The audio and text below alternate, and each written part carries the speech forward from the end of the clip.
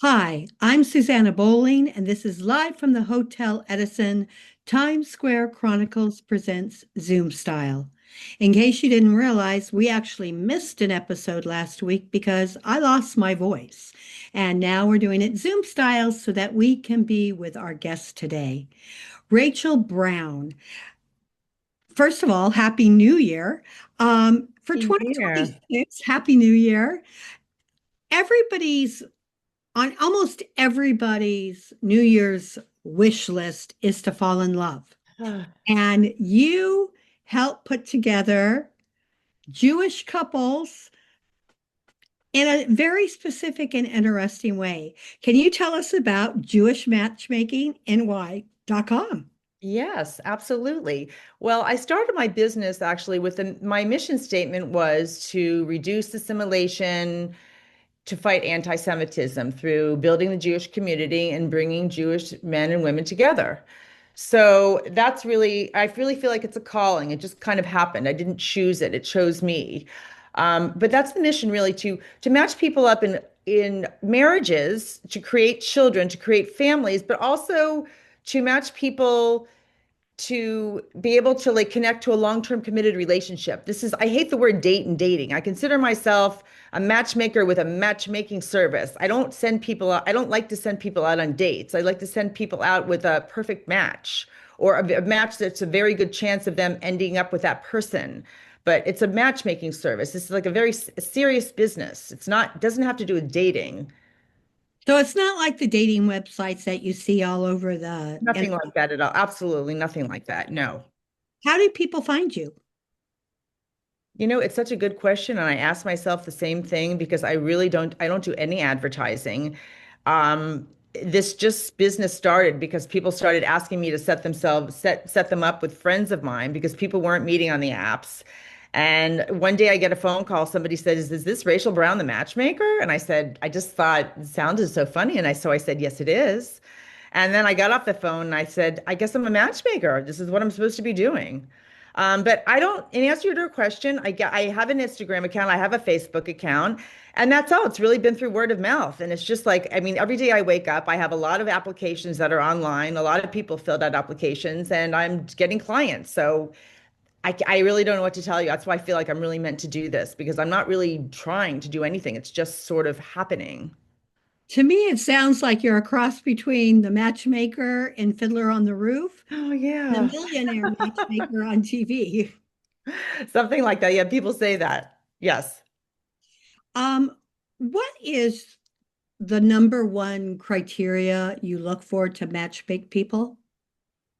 The number one criteria is I will use the word eligible. So, what does the word eligible mean to you? It's usually the same for everyone. So, the word eligible means somebody that's grounded, stable, an attractive, quote unquote, attractive person, meaning that they have a profession, they have a livelihood, they have hobbies, they have good family relationships, friendships. They're educated people. People there that, values is a really big thing. We want people with good values, people that want to share in the community, people that are looking to get married, to, achieve a partnership, grow a Jewish community. That's really what it is. That's to me is what eligible is, and that's what I look for. In this day and age, you would think it would be easier to meet people, to fall in love, and to have this happen. But I think it's harder because I think that marriage seems to be on the outs and dating, not even dating, friends with benefits seems to be the in thing these days. How would you address that? Well, I feel like I don't get those. How do I address it in terms of just my commentary? I mean, I don't get those kinds of people because the people that apply, few people that apply to my matchmaking business that are looking to be a client, that they're looking for something serious. So I don't really come across those people. I mean, I think those people have always existed. Those are people that aren't interested in a relationship. They're interested in something short term, something, other than marriage. So it doesn't really. I don't meet those people at all.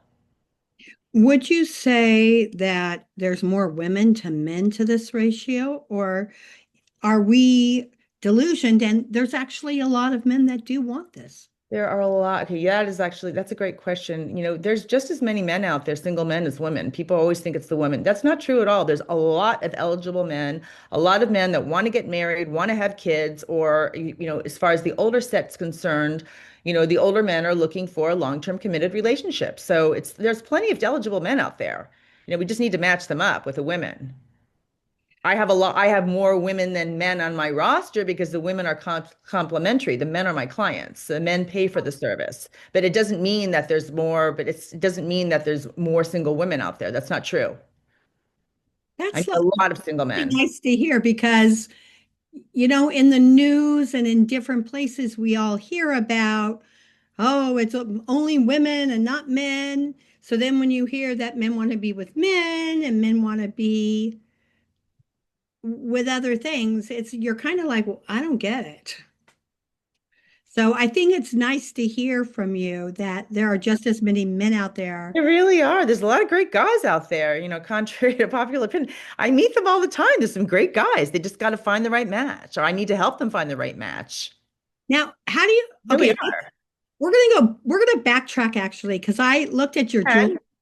You had a jewelry business that was very successful. I did. I sold it. Yeah. Recently, actually, the contract finally went through. Yeah. And in that jewelry, it looked like it was like spiritual words in Hebrew on different kinds of modalities of wearing. Yes. It Do was you, all spiritually inspired.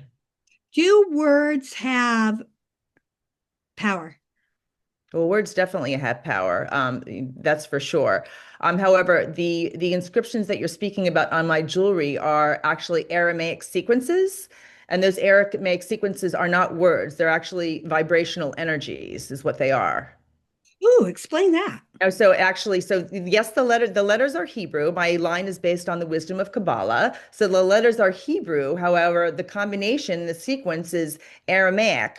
So they don't spell words, they're vibrational energies, which has to do with the energy of soulmate, let's say. Right, that's one of them. A soulmate. One could have to do with a soulmate, one could have to do with healing, happiness, having faith, having prosperity, but they're all energy entities. Now, I know that you're very into Kabbalah. Do you Yes. use Kabbalah in helping matchmake your partners?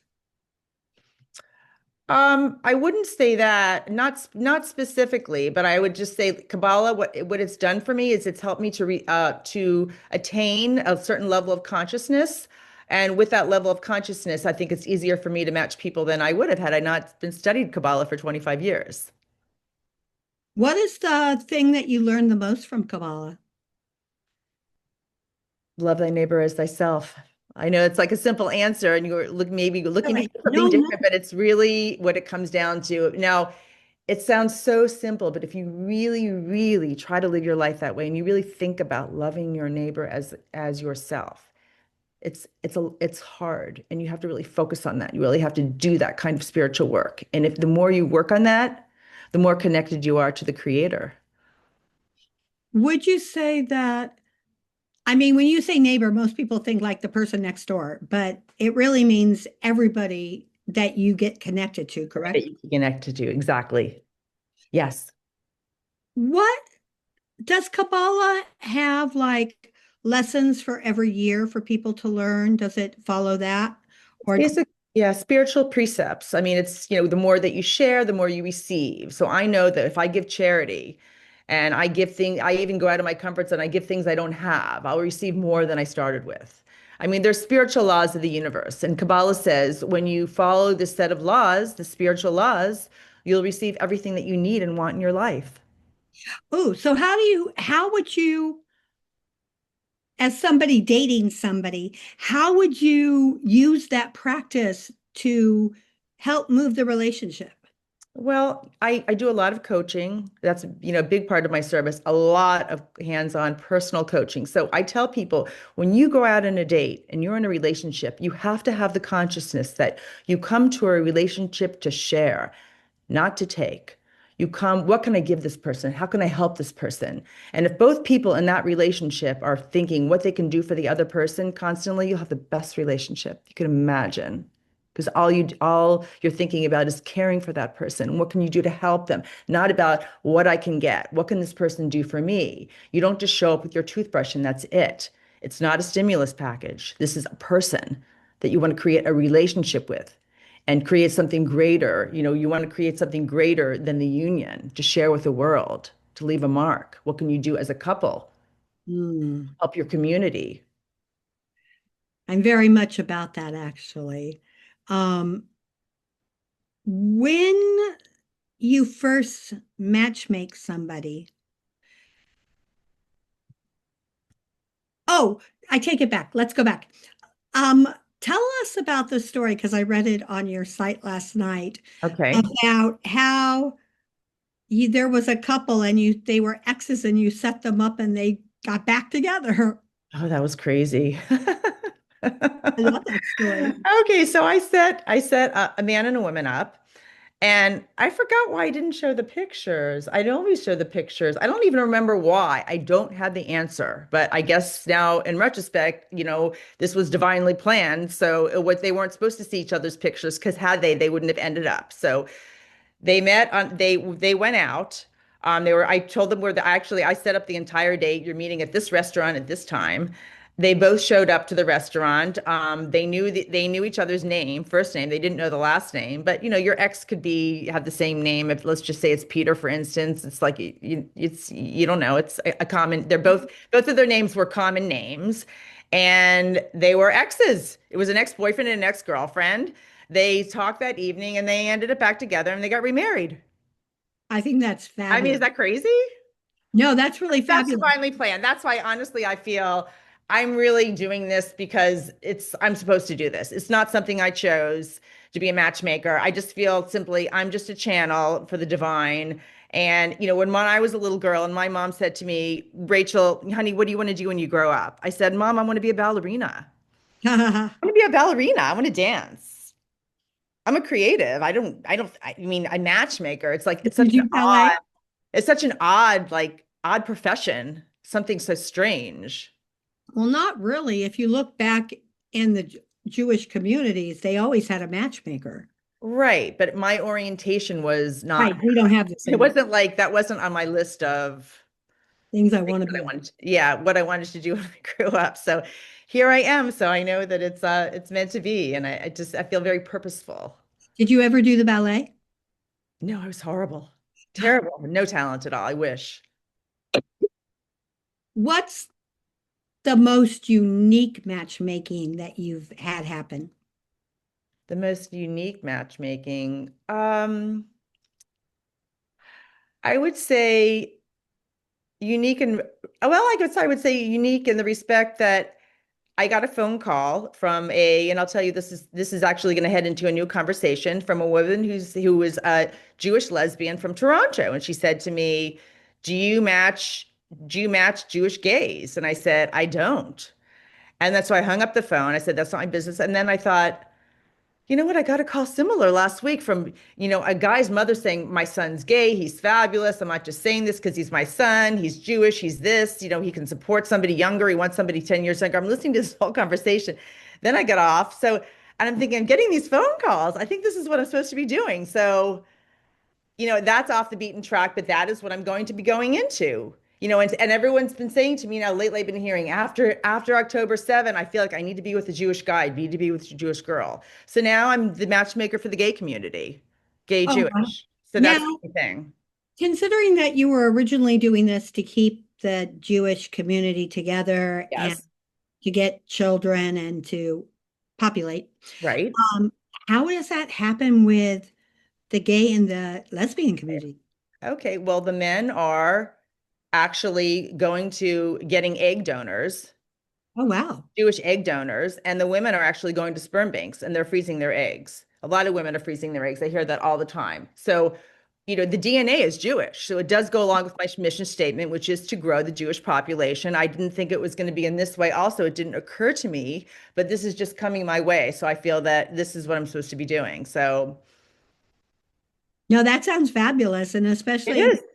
I mean, Yeah. I don't think there is any services like this, There is. especially for the and the lesbian communities. There isn't. So that's been quite interesting. And I've had some quite interesting conversations lately. So this is all very new. So I would say that's in answer to your question, that's that's Has the trans community reached out yet? they have not, but I wouldn't be surprised. We'll see how it goes. We'll Wow. we'll see, we'll see what happens. Right now, I'm just wrapping my head still around this. So this is all kind of new. Say that I wanted to be matchmate. If you, Yeah. okay. What would be my process? Okay, so the first thing that I would ask you to do, Susanna, is to go onto my website to fill out an application.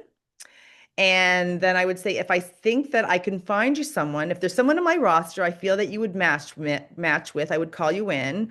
Or if I think there may be somebody in the future that may match with you, I will call you in for an interview.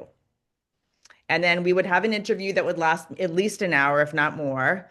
So with the men, it's 2 hours or more. It's a process. And then we have, we have conversations after that. Also, I find out about the date. So if I call you in, so then if you come in for the interview, then I set you up with someone. We speak at length about the date. We speak about every aspect. And if the reason he is for you or not for you. And I get a lot of information. So I can keep zeroing in on what is the best for Susanna, what's the best for my client. I really don't want to waste anyone's time. I only want to set people up with people that I think could be potentially a really good match, or I don't. So I would say to you after the interview, I would say, please be patient. You might not hear from me for a week, 2 weeks, a month. I don't really know. I said, but it's not because I have forgotten about you or I don't think you're fabulous. It's that there's nobody in my It's just that there's nobody there at the moment. However, variables change all the time. People are like, getting divorced. I could have somebody going out with somebody right now that might be thinking, oh, he'd be great for Susanna, but he's with someone. So I'm not going to interrupt his process. But should he call me one day and say, Rachel, it just didn't work out, then I would say, oh, you know what? I just met Susanna and I think she would be lovely for you. So then we go from there. So that's how it works. So it's really, I nobody need goes to out send on a friend of empty. mine to you. I'm sorry. I need to send a friend of mine to you. Okay. She's highly successful. She's gorgeous and she's Jewish. Uh-huh. And she would love to find somebody to marry. Okay, so we'll have a talk. I will. I'll send her. Her name's Shawnee. I'll send you. Okay. Okay. My nose is running. Um, what haven't I asked you that you think our listeners should know about you? What should people know about me? That the work that I do is really from my heart. It's really from my soul. It's a business second. Yes, it happens to be a business. Yes, of course, but it's a business, secondly. Primarily, it's like I want to do something in my life. I want to reveal the purpose of my soul. I want to reveal the greatness of my soul in the maximum way I possibly can. When the only way that I see that right now is really helping as many people as I possibly can, sharing light, love, and what I see is, we have a major shidduch crisis. I don't know if you know what that word means, shidduch. It's a Yiddish word. It has to do with, um, it has to do with people getting married. It has to do with marriage. We have a crisis with couples right now matching up.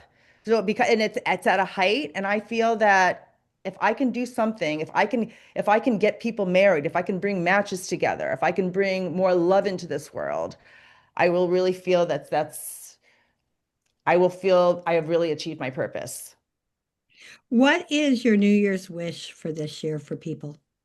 My New Year's wish is all the single people out there, may all of them find their soulmates as soon as possible. And let's cut this process so no one's dating anymore. Let's have a lot of love in this world and create Jewish babies and just let's do something more than something outside ourselves, something beyond being a couple. Let's see what we can do to share with other people. What can we do to change this world and make it a better place? So that's what we have to pray to God for. So when we're praying to God for our soulmate, we have to tell him, and we need to say that we want this not just for desire to receive for the self alone, it's for the sake of sharing with other people, creating love in the world, peace, unity. That's what we want, Yeah. that's what we need. So to find Rachel Brown, go to Go Jewish to matchmaking. jewishmatchmakingny.com. Thank you so much for being with us today. I think this is the perfect way to start the New Year's. Thank I'm you. Susanna Bowling. This has been live from the Hotel Edison, Zoom style, Times Square Chronicles presents, and we will see you next week.